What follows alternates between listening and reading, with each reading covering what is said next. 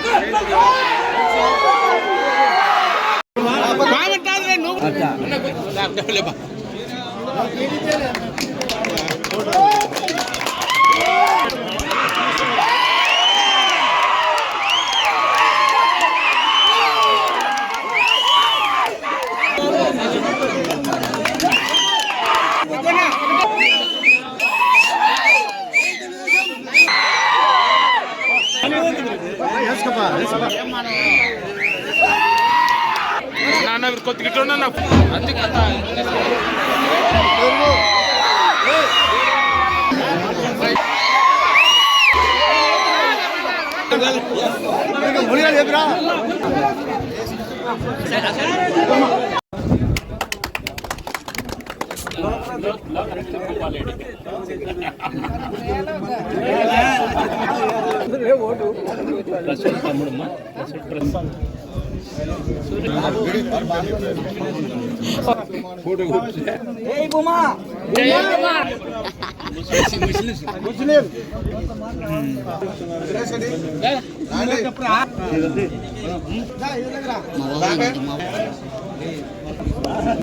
అయిపోయిందండి ఇది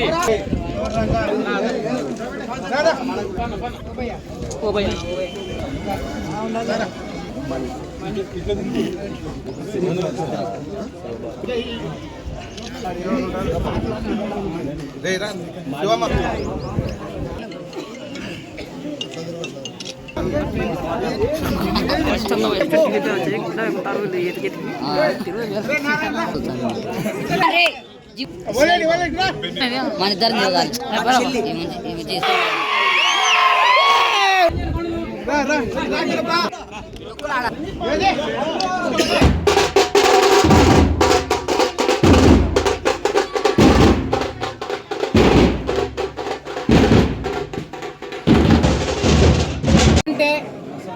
చాలా చాలా ఆనందంగా ఉంది.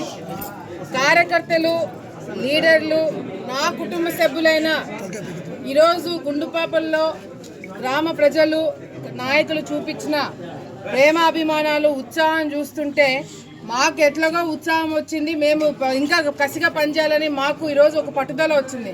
కానీ అవతలకి ఏమొచ్చింది అనేది ఇప్పుడు వెళ్ళి చూడాలా. ఎందుకంటే ఈరోజు మీరు ఒక ప్రశ్న అడిగినారు, ఎన్ని కుటుంబాలు అని కాదు. ఇప్పుడు మీరు మమ్మల్ని అడగాల్సిన ఎన్ని కుటుంబాలు కాదు, ఎన్ని గ్రామాలు ఖాళీ అయిపోతున్నాయి అని చెప్పి మీరు అడగాల.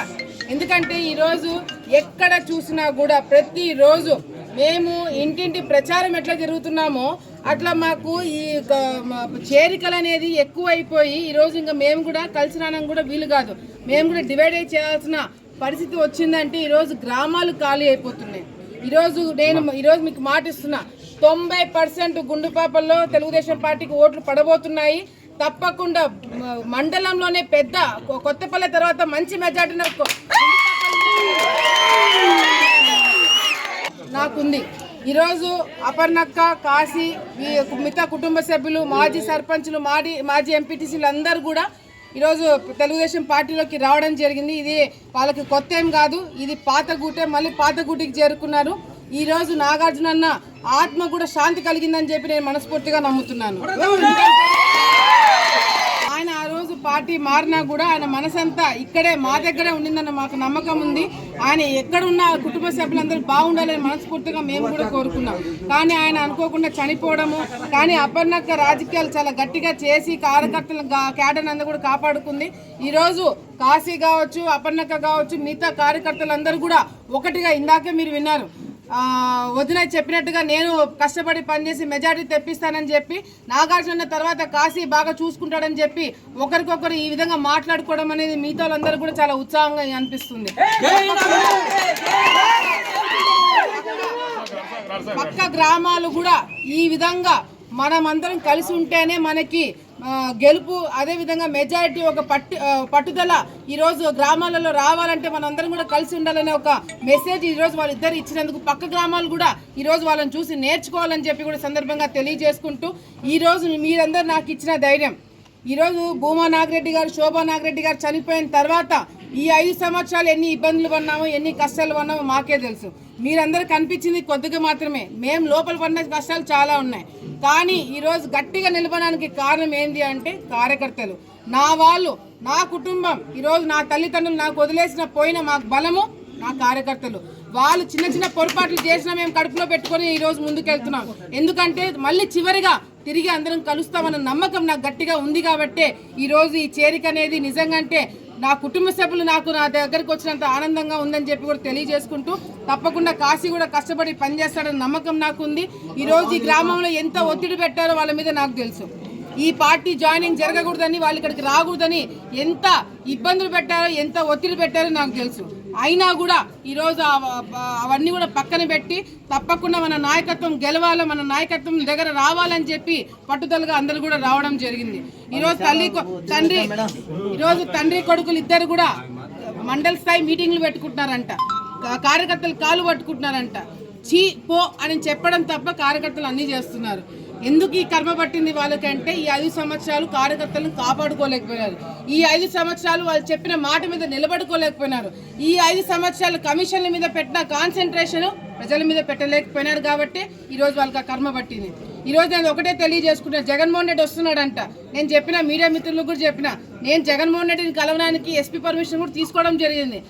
ఈ జగన్మోహన్ రెడ్డి గారు వచ్చిన తర్వాత ఈ ఎరుగుడుతున్న చుట్టుపక్కల గ్రామాలలో కొంతమంది రైతుల దగ్గర ఎమ్మెల్యే వాళ్ళ అమ్మ డబ్బులు అడిగిందంట. దేనికి? రైతులకి పొలాలకి నీళ్లు అందజేయాలంటే కమిషన్లు ఇవ్వాలంట. సో జగన్మోహన్ రెడ్డి గారిని అడిగి కొంచెం డిస్కౌంట్ ఏమైనా ఇస్తారేమో, రైతులకి నీళ్ళు ఇప్పడానికి డబ్బులు ఏమైనా కావాలంటే కొంచెం డిస్కౌంట్ ఏమైనా ఇప్పిస్తాడేమో అని జగన్మోహన్ రెడ్డి గారు అపాయింట్మెంట్ అడగడం జరిగింది. ఆ డబ్బులు ఏదో తీసుకుపోయి జగన్మోహన్ రెడ్డికే ఇస్తాము, 20,000, 30,000, 5 లక్షలు ఏందనేది ఆయన చేతిలో పెట్టి ఆయన ఎమ్మెల్యేకి ఇస్తే బాగుంటుందని చెప్పి కూడా మేము కూడా కోరుకుంటున్నాము. ఇంతకన్నా దిగజారి రాజకీయాలు ఆలగడ్డలో మనం చూసేదానికి కూడా ఉండదు. ఇంకా దీనికి మించి దిగజారి రాజకీయాలు చూడాలంటే మళ్ళీ వాళ్ళకు ఓట్లేయండి.